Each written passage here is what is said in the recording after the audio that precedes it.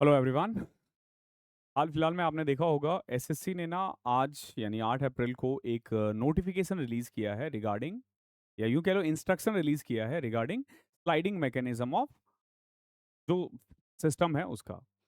आज से 1.5 महीने पहले, ऑलमोस्ट 1.5 महीने या 1 महीने पहले, मार्च में ना एसएससी ने एक नोटिफिकेशन रिलीज किया था अबाउट द वेटिंग लिस्ट।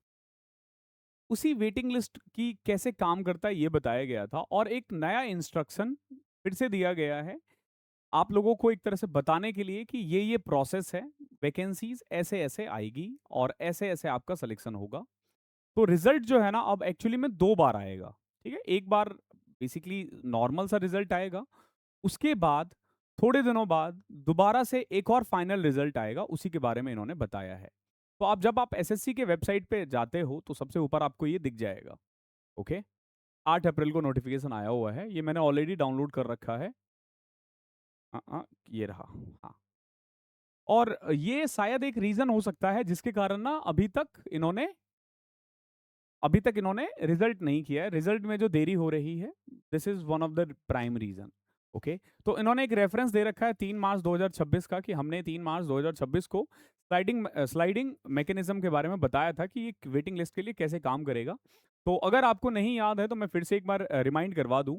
तो बेसिकली अब जो आपका अलॉटमेंट होगा ना, वो FRTA, ठीक है, फर्स्ट राउंड एलोकेशन सबसे पहले दिया जाएगा, जिसमें ना एक कैंडिडेट को बताया जाएगा कि आपका इस पोस्ट पे सिलेक्शन हुआ है।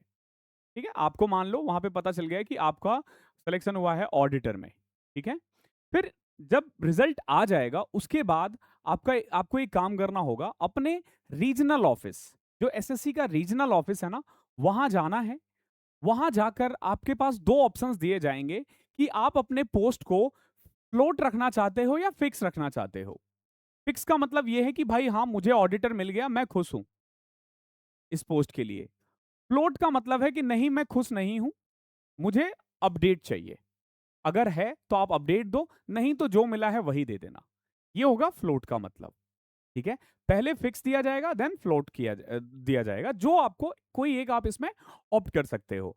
बट इसमें एक चीज ध्यान रखना कि जो बच्चा फ्लोट ऑप्ट करता है, मान लो ऑडिटर आपने चॉइस किया था लेकिन आपको मिल गया एक्साइज इंस्पेक्टर, अब आपको एक्साइज इंस्पेक्टर ज्वाइन करना ही करना है। आपके पास ये ऑप्शन नहीं है कि छोड़ो भाई, ऑडिटर था मैं वही कर लेता हूं। ध्यान रखना, इट्स लाइक कि दो चीज दिया गया आपके पास, एक एलपल्ली बे टॉफी दिया, एक सेंटर फ्रूट दिया गया है। आपने बोला कि मुझे एलपल्ली बे चाहिए, एलपल्ली बे जो एक टॉफी आता था, आपको सेंटर फ्रूट नहीं मिलेगा अब। ठीक है, ध्यान रखना, जब आपने अगर ऑप्ट कर लिया है तो दूसरा नहीं मिलेगा। ठीक है, लेकिन आपने ये बोला कि हाँ भाई जो बच जाएगा वो दे देना, तो जो दूसरी चीज आपको दी जाएगी वो आपको लेना ही होगा। अगर आपने उसे छोड़ा तो दोनों ही चीज आपके हाथ से गया। तो उन्होंने ना पूरा प्रोसेस बता रखा है, ये हमने पहले ही बताया था आपको। ठीक है, स्लाइडिंग प्रोसेस में क्या होगा, vacancies due to identity verification absentee will be identified, single sliding round for float candidate based on merit and preference किया जाएगा, देन फाइनल रिजल्ट इश्यू किया जाएगा अपडेट एलोकेशन के साथ। फिर आपका जो डोजियर है वो डिपार्टमेंट को भेजा जाएगा, और उसके बाद फाइनल रिजल्ट आएगा जो कि बाइंडिंग है ऑल स्टेक होल्डर्स, यानी जितने भी बंदे हैं। स्टेक होल्डर में यहां पे ध्यान रखना, एक तो तुम होगे जिसका सिलेक्शन होगा, और एक डिपार्टमेंट भी बाद में मना नहीं कर सकता। ठीक है, तो फिक्स और फ्लोट के बारे में मैंने आपको पहले ही बता दिया था कि फिक्स में कोई चॉइस नहीं है, फ्लोट में कोई चॉइस नहीं है। अब बात करते हैं आइडेंटिफिकेशन वेरिफिकेशन के बारे में। ठीक है, बताया गया था कि कुछ फिक्स डेज मिलेंगे आपको, उनके बीच में आपको जाके अपना आइडेंटिटी वेरीफाई करना होता है। तो इसी के बारे में ये है, इसी के बारे में है कि कैसे कैसे ये काम करेगा। ठीक है, तो जनरल इंस्ट्रक्शन क्या क्या है आपके लिए वो पढ़ते हैं। इससे पहले मैंने आपको जो जो चीज था सब बता दिया है।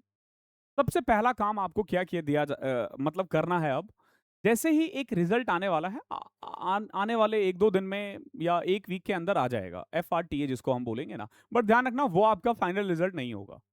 ठीक है, इस जब ये रिजल्ट आ जाता है ना, तो आपको ना एसएससी की पोर्टल पे जाना है और स्लॉट बुकिंग करना है अपने आइडेंटिटी को वेरीफाई करने के लिए।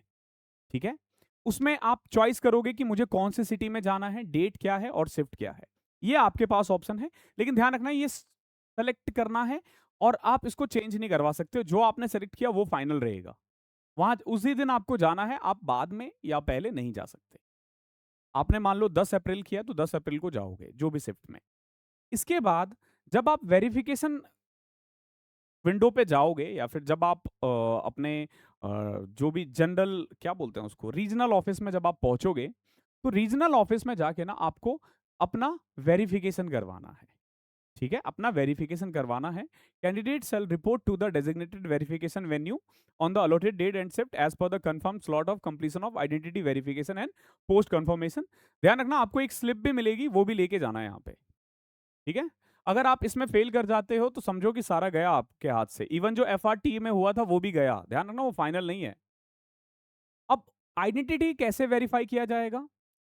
सबसे पहले आपका ना एक लाइव फोटो कैप्चर लिया जाएगा, आधार बेस्ड बायोमेट्रिक, और एक फिंगरप्रिंट लिया जाएगा आपका।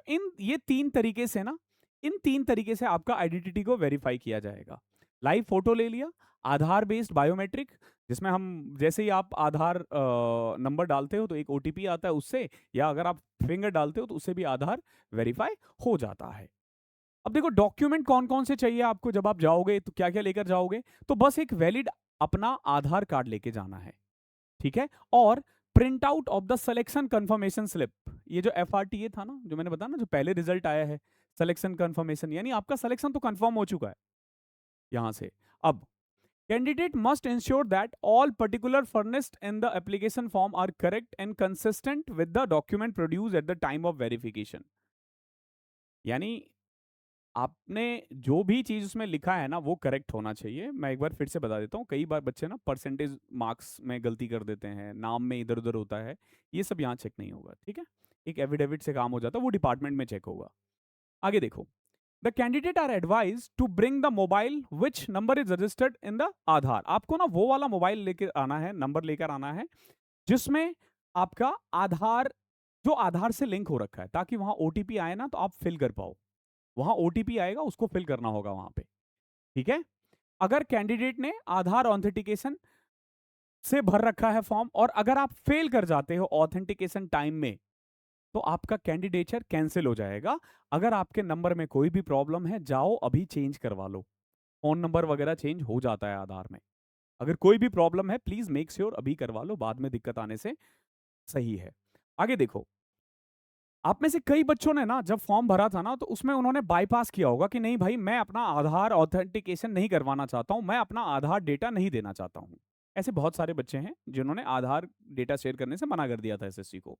तो आपको क्या करवाना होगा? आपको एक तो बायोमेट्रिक करवाना होगा। ठीक है, इस बायोमेट्रिक को मैच किया जाएगा जो आपने एग्जाम में बायोमेट्रिक करवाया होगा उससे। सेम आपका एक लाइव फोटो लिया जाएगा, लाइव फोटो को अगेन मैच किया जाएगा उस फोटो के साथ जो आप एग्जामिनेशन हॉल में जो भी फोटो था उससे। अगर अगेन आप फेल हो जाते हो तो आपका कैंडिडेचर फेल हो जाएगा। अगर आप सही हो तो नहीं होगा। अगर आपने किसी और से प्री मेंस दिलवाया है तो भगवान मालिक है आपका, भगवान नहीं, एसएससी मालिक है। अगर कोई भी इधर उधर है तो खत्म सब कुछ, सब खत्म। ठीक है, फिर एसएससी ने बोला है कि फाइनल रिजल्ट जो आएगा ना, prepared after considering total notified vacancies, Anfield vacancies. क्योंकि बहुत सारे रिजल्ट आ जाएगा, जैसे अब मान लो एक बंदा है, से मान लो मैं हूं, मान लो मेरे को एसओ मिला हुआ है दिल्ली में, लेकिन अब मुझे मिला है टैक्स असिस्टेंट। मैं नहीं जाऊंगा, मैं यही नहीं जाऊंगा। तो इससे क्या होगा ना, रीवेरीफाई होगा और फिर से एक नई वैकेंसी है। मतलब फिर जो बच्चे, कुछ बच्चे छूट भी गए थे ना, तो उनको भी इसमें ले लिया जाएगा। यानी कि जिनको जॉब नहीं चाहिए उनका नाम हटा करके ऐसे कैंडिडेट्स को ऐड किया जाएगा जो पहले वाले एफआरटीए में ऐड नहीं हुए थे। ओके, ध्यान रखना। तो the final result prepared after considering total notified vacancy, unfilled vacancies due to absenteeism and fix और float choices exercise shall be binding to all stakeholder. यानी फाइनल रिजल्ट इसी के बाद होगा। उसके बाद जो भी रिजल्ट है वो आपके लिए बाधित है, यानी बाध्य है, आपके पास ऑप्शन नहीं होगा। फिक्स और फ्लोट का आपको ध्यान देना है। फिक्स और फ्लोट में फिक्स तभी ऑप्ट करना जब आप पोस्ट के लिए श्योर हो कि आप, हाँ अब मुझे और कोई पोस्ट नहीं चाहिए। हाँ, लेकिन एक चीज ध्यान रखना, अगर आपने फ्लोट ऑप्ट किया और गलती से भी मिल गई ऐसी वैकेंसीज या ऐसी जॉब जो आपको नहीं करनी है, तो दिक्कत हो जाएगी। तो दोनों चीज़ बहुत सोच समझ कर, बाकी जब भी आएगा हम आपको गाइड कर देंगे कि आपको कौन सा फिक्स रखना है, किसको फ्लोट रखना है, उसके लिए बिल्कुल परेशान मत रहो, ठीक है? This is it from this session, okay? यहाँ यूज़र मैनुअल भी दे रखा है कि कैसे-कैसे जाना है, ठीक है? क्या-क्या है, सबसे पहले इंट्रोडक्शन होगा, देखो यूज़र मैनुअल फॉर ये, कि क्या-क्या करना है, डिटेल, फ्लो, एक्सप्लेनेशन, ये सब तो खैर ज़्यादा जब आप खुद ही ओपन करोगे तो उसी से हो जाएगा। जैसे यहाँ पे गए, लॉगिन डिटेल, एक बार देख लेना इसे, स्लॉट ऐसे-ऐसे बुक करना है। ग्रीन स्लॉट वो है जो अवेलेबल है और रेड स्लॉट अगर बुक हो रखा है तो, यानी first come first served basis पे, इस पे रैंडमली अलॉट नहीं किया जाएगा। या तो होगा या नहीं होगा, ठीक है?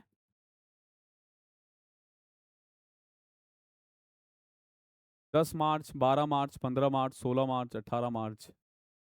एक बार चेक करो, क्या पता हो गया हो। नहीं, बट रिजल्ट नहीं आया है, और अगर ये बन गया है, हो सकता है कि 10 मार्च से पहले ही आ जाए। बट मार्च तो जा चुका है यार। Oh sorry. ठीक है, मार्च तो जा चुका है, अप्रैल चल रहा है ना? तो आने वाले दिनों में आ जाएगा। ये पूरा प्रोसेस है। आई होप कोई दिक्कत आपको नहीं होगी। अगर फिर भी कोई क्वेश्चन है तो कमेंट सेक्शन खुला हुआ है। कोई भी बच्चा 2026 या 27 की तैयारी कर रहा है तो अभी हमारे ऐप पर ऑफ चल रहा है, आज के लिए 25% का ऑफ मिल जाएगा बाय यूजिंग कोड HBD25। धन्यवाद आप सभी का।